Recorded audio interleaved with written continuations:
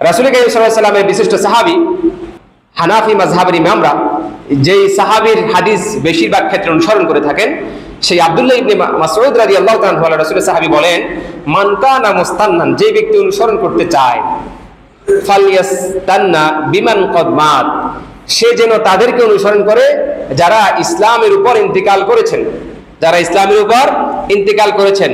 আচ্ছা, আব্দুল্লাহ ইবনে মাসউদ রাদিয়াল্লাহু তাআলা আনহু তিনি একজন সাহাবী, অর্থাৎ ওনার আগে যে সব সাহাবায়ে কেরামরা ইন্তিকাল করেছেন, তিনি তাদের ব্যাপারে বলছেন যে তোমরা যদি অনুসরণ কাউকে করতে চাও তাহলে তাদেরকে অনুসরণ করো।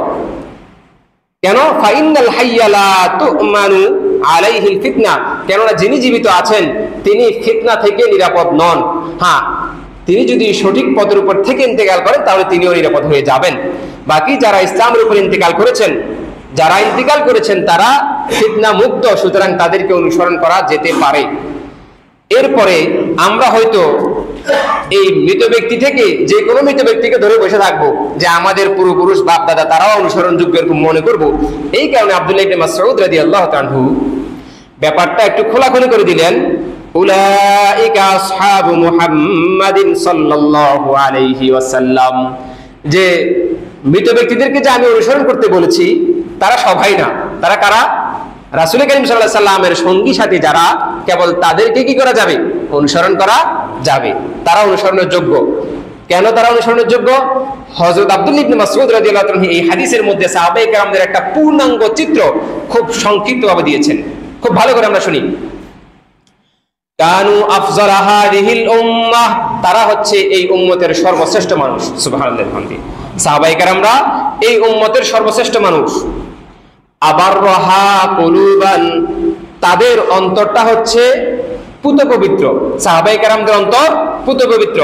ওয়া আমাকাহা ইলমান, তারা জ্ঞানে ছিলেন পরিপূর্ণ, তাদের অন্তর পবিত্র, তারা জ্ঞানে পরিপূর্ণ। ওয়া আকাল্লাহা তাকাল্লুফান, এবং তারা লৌকিকতা মুক্ত, যে মানুষকে দেখাবে, মানুষকে দেখাবে, মানুষকে খুশি করার জন্য করা, এগুলা থেকে তারা মুক্ত ছিলেন।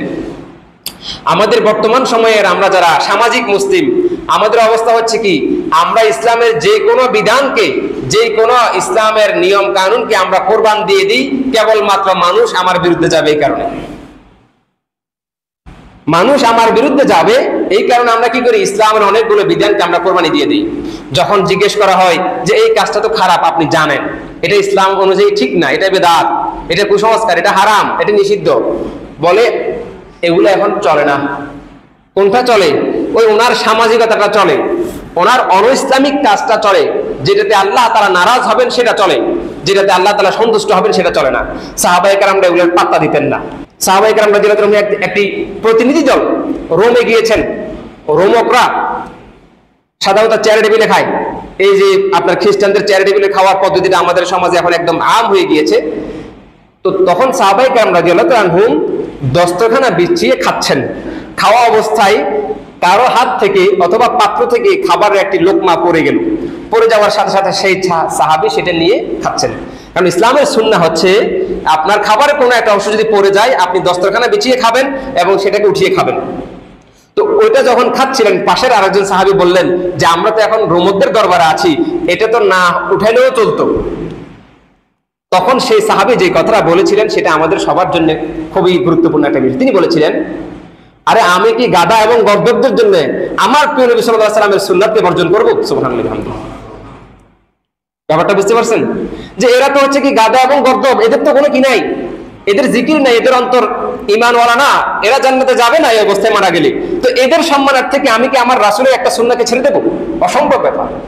একজন মুমিন কখনো জানা অবস্থায় কোনো সুন্নাহকে ছাড়তেই পারে না। এই কারণে অনেক উলামায়ে কেরামরা চেষ্টা করেন সমাজের মধ্যে সুন্নাহকে বাস্তবায়ন করার জন্য। সমাজের সাথে কিছুটা সংঘর্ষ হলেও, সমাজের মানুষের সাথে কিছুটা মনোমালিন্য হলেও রাসূল করিম সাল্লাল্লাহু আলাইহি ওয়াসাল্লামের সুন্নাহকে প্রাধান্য দেওয়ার জন্য। কেননা আমরা সবাই প্রত্যাশী হাউজে কাউসারের পানি আমরা সবাই খাবো। যদি আমরা এখানে মানুষের মুখ কালাকে ভয় করি, যদি আমরা এখানে মানুষের শব্দাবলীকে ভয় করি, আমরা যে রাসূলের সুন্নাহকে বিসর্জন দিয়ে দেই, তাহলে কাল কিয়ামত দিবসে আমরা সেখানে হাউজে কাউসারের পানি প্রত্যাশা করতে পারি না। এই কারণে জনসাধারণ যারা সুন্নাহ বিরোধী কার্যক্রমে লিপ্ত আছেন থাকবেন, থাকবেন বলাটা ঠিক না। আল্লাহ সুবহানাহু ওয়া তাআলা যে কোনো মুহূর্তে আমাদেরকে হেদায়েত দিয়ে দিতে পারেন। আছেন যারা, তাদেরকে যখন জানানো হবে যে ভাই এটা সুন্নাহ, আপনি যেটা করছেন সেটা সুন্নাহ বিরোধী, সেটা আসলে আদর্শ বিরোধী, তখন আপনি যদি না পারেন আপনি করবেন না, সেটা ঠিক আছে, কিন্তু আপনি অন্য কারোর উপর প্রেশার ক্রিয়েট করবেন না, আপনি অন্য কারোর উপর সেটাকে জোর করবেন না যে না আমার মত এটা করতেই হবে, এটা সমাজে চলে করতে হবে না। সমাজে চলে করতে হবে এমন কোনো কথা ইসলামে নেই। ইসলামে আছে করবো, ইসলামে নাই করবো না, খুললাম খোলা কথা। না হলে তো আমরা ইসলামে থাকতে পারবো না, না হলে তো আমরা রাসূল কারীম সাল্লাল্লাহু আলাইহি ওয়াসাল্লামের হাউজে কাউসারের পানি পাবো না। যদি আমরা এখানে সুন্নাহর বিরোধিতা করি, রাসূল সাল্লাল্লাহু আলাইহি ওয়াসাল্লামের আদর্শের বিরোধিতা করি, ওখানে গিয়ে কিন্তু আমরা হাউজে কাউসারের পানি পাবো না। আল্লাহ সুবহানাহু ওয়া তাআলা আমাদের প্রত্যেককে সুন্নাতের প্রতি মনোযোগী হওয়ার তৌফিক দান করেন। তাহলে সাহাবায়ে কেরামরা কেমন ছিলেন? লৌকিকতা মুক্ত ছিলেন। আকাল্লাহা ওয়া আকাল্লাহা তাকাল্লুফান, তারা লৌকিকতা মুক্ত ছিলেন, অর্থাৎ মানুষকে দেখানোর জন্য ওনারা কোনো কিছু করতেন না, মানুষকে সন্তুষ্ট করার জন্য কোনো কিছু করতেন না। ওনারা সবসময় কাকে সন্তুষ্ট করতেন? আল্লাহ সুবহানাহু ওয়া তাআলাকে সন্তুষ্ট করতেন এবং রাসূল কারীম সাল্লাল্লাহু আলাইহি ওয়াসাল্লামের সুন্নাহকে প্রাধান্য দিতেন। এরপরে হযরত আব্দুল্লাহ ইবনে মাসউদ বলেছেন সেই কথাটা যেটা আল্লাহ সুবহানাহু ওয়া তাআলা সূরা নাহলের 59 নম্বর আয়াতে বলেছেন, ইখতারাহুমুল্লাহু লিসুহবাতি নাবিয়্যিহি সাল্লাল্লাহু আলাইহি ওয়াসাল্লাম ওয়া লিইকামাতি দীনিহি। হযরত আব্দুল্লাহ ইবনে মাসউদ বলেন, ইখতারাহুমুল্লাহ, আল্লাহ সুবহানাহু ওয়া তাআলা সাহাবায়ে কেরামদেরকে মনোনীত করেছেন, চয়ন করেছেন, নির্বাচন করেছেন, লিসুহবাতি নাবিয়্যিহি, তার নবীর সঙ্গ দেওয়ার জন্য, ওয়া লিইকামাতি দীনিহি, এবং তার দ্বীনকে এই দুনিয়াতে বাস্তবায়ন করার জন্য। সুবহানাল্লাহ, তার দ্বীন জীবন ব্যবস্থাকে এই দুনিয়াতে প্রতিষ্ঠিত করার জন্য আল্লাহ তাআলা এই সাহাবায়ে কেরামদের কি করেছেন? চয়ন করেছেন। এই কারণে রাসূল কারীম সাল্লাল্লাহু আলাইহি সাল্লামের জীবদ্দশায় ১৬ লক্ষ সাহাবায়ে কেরাম যারা ইসলামের উপর ঈমানের উপর ছিলেন, তারা তাদের সেই মিশনকে, খিলাফার সেই দাওয়াকে পুরো পৃথিবীর প্রান্তে প্রান্তে নিয়ে গিয়েছেন। কুতাইবা ইবনে মুসলিম রাহিমাহুল্লাহু তাআলা এইভাবে বিভিন্ন সাহাবায়ে কেরামরা কেউ চীনের দিকে, কেউ পারস্যের দিকে, কেউ আফ্রিকার দিকে, বিভিন্ন দিকে তারা তাদের ইসলামের সেই মহান ঝান্ডাকে উদ্দীন করার জন্য সর্বোচ্চ পর্যায়ে চেষ্টা করেছেন। আল্লাহ সুবহানাহু ওয়া তাআলা আমাদেরকেও বিজয় দিবেন যদি আমরা রাসূল কারীম সাল্লাল্লাহু আলাইহি ওয়াসাল্লামের সেই আদর্শের প্রতি মনোনিবেশ করি। আল্লাহ তাআলা কখনোই একটি সম্প্রদায়কে ডেকে ডেকে হেদায়েত দেন না। আল্লাহ তাআলা কখনোই একটি সম্প্রদায়কে জোরপূর্বকভাবে ঘাড়ের উপর চাপিয়ে খিলাফত দিয়ে দিবেন না। আমাকে আপনাকে খিলাফার জন্য সর্বপ্রথম নিজেদেরকে আত্মত্যাগ করতে হবে। যেই ইমারতের উপর আমরা দাঁড়িয়ে আছি, যে বিল্ডিং এর উপর আমরা দাঁড়িয়ে আছি, এই বিল্ডিংটি উপরের অংশটি আমরা দেখছি, নিচের অংশটি আমরা দেখছি না। নিচের একটি অংশ আছে কিনা বলেন তো? এখন নিচে যে ইটগুলোকে দেওয়া হয়েছে, নিচে যে সিমেন্টগুলোকে দেওয়া হয়েছে, তারা যদি বলতো যে আমাদেরকে নিচে দেওয়া যাবে না, আমরাও উপরে থাকবো, সবাই যদি উপরে থাকতে চায়, তাহলে কি বিল্ডিং দাঁড়াবে? তা আমরা কেউই শহীদ হতে চাই না, আমরা কেউ খিলাফার জন্য জীবন দিতে চাই না, নিজেদের সন্তানদেরকে দিন করতে চাই না, নিজেদের স্ত্রীদেরকে বিধবা করতে চাই না। আমরা চাই যে মানুষরা আমাদের জন্য ইসলামটা প্রতিষ্ঠা করে দিক, আমরা তখন বসে বসে শুধু কি খাবো? পামির কলা খাবো, নাকি? পামির কলা কেন বললাম? কারণ তারা কষ্ট করে কি করেছেন, আজকে পামির কলা পর্যন্ত পুঁতছেন, আর আমরা কষ্টটা না করে পুঁততে চাচ্ছি। কষ্ট করতে হবে, ত্যাগ দিতে হবে। ভূমিতে যখন রক্ত পড়বে মুমিনদের, সেই ভূমি ইসলামের জন্য উর্বর হবে ইনশাআল্লাহ তাআলা। এই কারণে পৃথিবীর যে প্রান্তে যখনই মুসলমানদের রক্ত ভূমিতে পড়ে, সেটা মুসলমানদের পরাজয় না, সেটা মুসলমানদের ভবিষ্যৎ নির্মাণের জন্য এক একটা বীজ। সুবহানাল্লাহি ওয়া বিহামদিহি। কারণ কখনোই মুমিনরা খিলাফা প্রতিষ্ঠা করতে গিয়ে, ইমারাতুল ইসলামিয়া প্রতিষ্ঠা করতে গিয়ে নিজেদেরকে কাপুরুষের পরিচয় দিবে না, বীর বাহাদুরের পরিচয় দেওয়া এটা ইমানদারের দায়িত্ব। আল্লাহ সুবহানাহু ওয়া তাআলা আমাদেরকে ইমানদার হওয়ার তৌফিক দান করেন। ফারিফু লাহুম ফাদলাহুম। আব্দুল্লাহ ইবনে মাসউদ বলছেন যে আল্লাহ তাআলা তাদেরকে ইকামতে দ্বীনের জন্য কি করেছেন? নির্বাচন করেছেন। সুতরাং বর্তমান সময়ে তুমি ইকামতে দ্বীনের নামে সাহাবায়ে কেরামদের সমালোচনা করবে না। এটা তোমার ইকামতে দ্বীন, এটা হচ্ছে ইকামতে নফসানিয়া। এটা তোমার আত্মহমিকাকে তুমি নির্ধারণ করার চেষ্টা করছো। ফারিফু লাহুম ফাজলাহুম, তাদের ফজিলত সম্পর্কে তোমাদের জানা উচিত। ইত্তাবিউহুম আলা আতারিহিম, তাদের প্রতিটা কার্যক্রম, তাদের দ্বীন এবং দুনিয়াবী সমস্ত কার্যক্রমের ক্ষেত্রে তাদেরকে তোমরা অনুসরণ করবা। এই কথা কে বলছেন? আব্দুল্লাহ ইবনে মাসউদ রাদিয়াল্লাহু আনহু বলছেন। ওয়া তামাসসাকু বিমা ইস্তাতাতুম, এবং তাদের মিন আখলাকিহিম ওয়া সিয়ারিহিম, তাদের সিরাত, তাদের চরিত্র, তাদের আদর্শকে তোমরা তামাসসাকু, তোমরা দাঁতের যে মারির অংশ আছে সেই মারির অংশ দিয়ে শক্ত করে ধরবা। সুবহানাল্লাহি ওয়া বিহামদিহি। সাহাবায়ে কেরামদের আদর্শ যদি আমরা লালন করতে না পারি, সাহাবায়ে কেরামদের সিরাত যদি আমরা অর্জন করতে না পারি, আমরা কখনো সফলকাম হব না।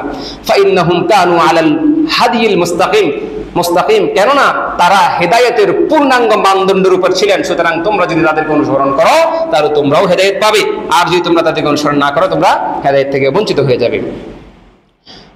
খতিব সাহেবরা প্রত্যেক জুমার দ্বিতীয় খুতবায় একটা হাদিস পড়ে, আল্লাহ আল্লাহ ফি আসহাবি লা তাত্তাখিদুহুম গরাদাম মিন বাদি ফামান আহাব্বাহুম ফাবিহুব্বি আহাব্বাহুম ওয়া মান আবগাদাহুম ফাবিবুগদি আবগাদাহুম ওয়া খায়রু উম্মতি কারনি সুম্মা আল্লাযিনা ইয়ালুনাহুম সুম্মা আল্লাযিনা ইয়ালুনাহুম।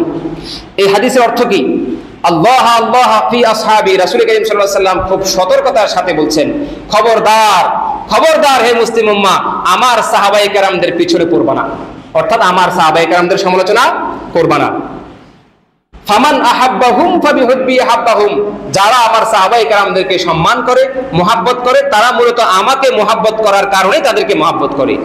ওয়ামান আবগাদাহুম ফাবিবুগদি আবগাদাহুম, আর যে ব্যক্তি সাহাবায়ে কেরামদের ব্যাপারে হৃদয়ে বিদ্বেষ লালন করে, সে মূলত প্রকারান্তরে আমার বিরুদ্ধেই বিদ্বেষ লালন করে। নাউজুবিল্লাহ। এত সুস্পষ্ট একটি বক্তব্য থাকার পরেও যদি আমরা মনে করি যে না অমুক অমুক সাহাবায়ে কেরামদের সমালোচনা করা যাবে, সেটা তো হবে না ভাইয়া, সেটা তো হবে না। রাসূল কারীম সাল্লাল্লাহু আলাইহি ওয়াসাল্লামের একজন সাহাবী ইমরান ইবনে হুসাইন রাদিয়াল্লাহু তাআলা বর্ণনা করেন, ওই পরের হাদিসটা সুম্মাল্লাযিনা ইয়ালুনাহুম, হাদিসটা যে খায়রু উম্মতি কারনি, পৃথিবীর সবচেয়ে উত্তম উম্মত হচ্ছে আমার সাথে যারা আছেন এই সাহাবায়ে কেরামরা। সুম্মাল্লাযিনা ইয়ালুনাহুম, অতঃপর যারা সাহাবায়ে কেরামদের সাথে মিলবে, অর্থাৎ যারা আমাকে দেখবে না আমার সাহাবায়ে কেরামদেরকে দেখবে, তারা হচ্ছে উত্তম। এরপরের লোকদের ব্যাপারে বলেছে আল্লাহ রাসূল কারীম সাল্লাল্লাহু আলাইহি ওয়াসাল্লাম, সুম্মা ইন্না বা'দাহুম কওমান ইয়াশহাদুনা ওয়া লা ইউশহাদুন। বুখারী মুসলিম উভয়তে এই হাদিসটা আছে যে এমন এক সম্প্রদায় আসবে যাদের কাছে কোনো সাক্ষ্য চাওয়া হবে না, কিন্তু তারা জোরপূর্বক মানুষের কাছে সাক্ষ্য দিবে। নিফাক ছড়িয়ে যাবে, বিভিন্ন প্রকারের বক্তব্য বিভিন্ন হাদিসের মধ্যে এসেছে এই বিষয়ে। অর্থাৎ পরবর্তী জনসাধারণ, পরবর্তী উলামায়ে কেরাম, পরবর্তী যারা মুসলিম জনসাধারণরা আছি, আমরা ফিতনা থেকে মুক্ত না, কিন্তু সাহাবায়ে কেরামরা হচ্ছে সবচেয়ে উত্তম, তারা হচ্ছে ফিতনা থেকে মুক্ত। আল্লাহ সুবহানাহু ওয়া তাআলা আমাদের ঈমানকে সাহাবায়ে কেরামদের ঈমানের মতো হওয়ার তৌফিক দান করুন, আমিন। সম্মানিত উপস্থিতি, আমরা আরেকটা হাদিস আলোচনা করছি। এই হাদিসে রাসূল কারীম সাল্লাল্লাহু আলাইহি ওয়াসাল্লাম ইরশাদ করেছেন, বনি ইসরাইলের সম্প্রদায়রা 72 ফিরকায় তারা বিভক্ত হয়ে গিয়েছিল, আর আমার উম্মতরা ওয়াসাতাফতারিকু উম্মতি আলা 73 উম্মাহ মিল্লাহ, যে তারা 73 ফিরকায় বিভক্ত হয়ে যাবে। আমরা মুসলিম জনসাধারণ কুল্লুহুম ফিন্নার, রাসূল কারীম সাল্লাল্লাহু আলাইহি ওয়াসাল্লাম বলছেন সবাই জাহান্নামে যাবে, ইল্লা মিল্লাতান ওয়াহিদা, একটা মাত্র দল জান্নাতে যাবে। সাহাবায়ে কেরামরা প্রশ্ন করলেন, ক্বালু মান হিয়া ইয়া রাসূলুল্লাহ, সেই একটা দল কোনটা? রাসূল কারীম সাল্লাল্লাহু আলাইহি ওয়াসাল্লাম কি বলেছেন? ক্বালা মা আনা আলাইহি ওয়া আসহাবি, যেই পথ, যেই আদর্শের উপর, যেই নীতির উপর আমি এবং আমার সাহাবায়ে কেরামরা আছে সেটাই সঠিক, এর বাইরে যারা যাবে তাদেরটা ভুল। তাহলে রাসূল কারীম সাল্লাল্লাহু আলাইহি ওয়াসাল্লাম শুধু আসহাবি, শুধু আমানা আলাইহি বলতে পারতেন, কিন্তু এখানে আসহাবি শব্দটা যখন যোগ করেছেন তখন কিন্তু আমাদেরকে সতর্কতা অবলম্বন করা জরুরি। আমাদের বোঝা উচিত যে আমরা কখনোই সাহাবায়ে কেরাম ছাড়া পূর্ণাঙ্গ ইসলাম আমরা কখনো পাবো না। আচ্ছা, আপনি একটা জিনিস কল্পনা করেন তো, ওহী যখন এসেছেন রাসূল কারীম সাল্লাল্লাহু আলাইহি ওয়াসাল্লাম তো লিখতে জানতেন না, রাসূল কারীম সাল্লাল্লাহু আলাইহি ওয়াসাল্লাম লিখতেন না, সাহাবায়ে কেরামদেরকে দিয়ে লেখাতেন।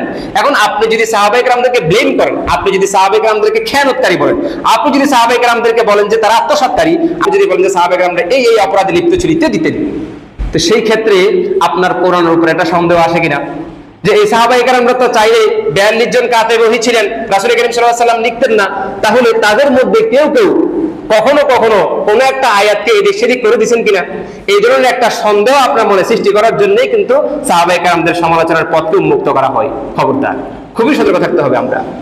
এই কারণে যারা বলে যে না আমরা তো সব সাহাবায়ে কেরামদের প্রশংসা করি কিন্তু অমুক খারাপ অমুক খারাপ, এরকম একজন দুজনকেও নির্বাচন আলাদা করা যাবে না।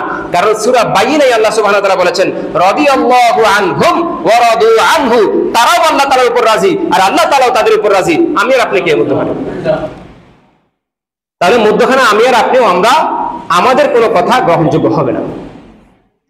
সম্মানিত উপস্থিতি, আমরা খুব ভালো করে খেয়াল করি, রাসূল কারীম সাল্লাল্লাহু আলাইহি ওয়াসাল্লামের অন্যতম একজন সাহাবী হচ্ছে হযরত মুআবিয়া ইবনে আবি সুফিয়ান রাদিয়াল্লাহু তাআলা আনহু। ইয়াজিদকে খিলাফতের দায়িত্ব দেওয়ার কারণে ওনাকে মানুষ এত বেশি সমালোচনা করে, গালিগালাজ পর্যন্ত করে, অথচ তিনি রাসূল করিম সাল্লাল্লাহু আলাইহি সাল্লামের কত দিক থেকে গুরুত্বপূর্ণ একজন সাহাবী। দেখেন, তিনি বিশিষ্ট একজন সাহাবী ছিলেন। তিনি রাসূল করিম সাল্লাল্লাহু আলাইহি সাল্লামের শ্যালক ছিলেন। শালা বুঝেন, মানে বউর ছোট ভাই বা বড় ভাই এরকম। কারণ রাসূল করিম সাল্লাল্লাহু আলাইহি সাল্লামের একজন স্ত্রী ছিলেন উম্মে হাবিবা রাদিয়াল্লাহু আনহা, আর উম্মে হাবিবা ছিলেন কার মেয়ে? আবু সুফিয়ানের মেয়ে। আবু সুফিয়ানের একজন ছেলে হচ্ছে কি? মুআবিয়া ইবনে আবু সুফিয়ান।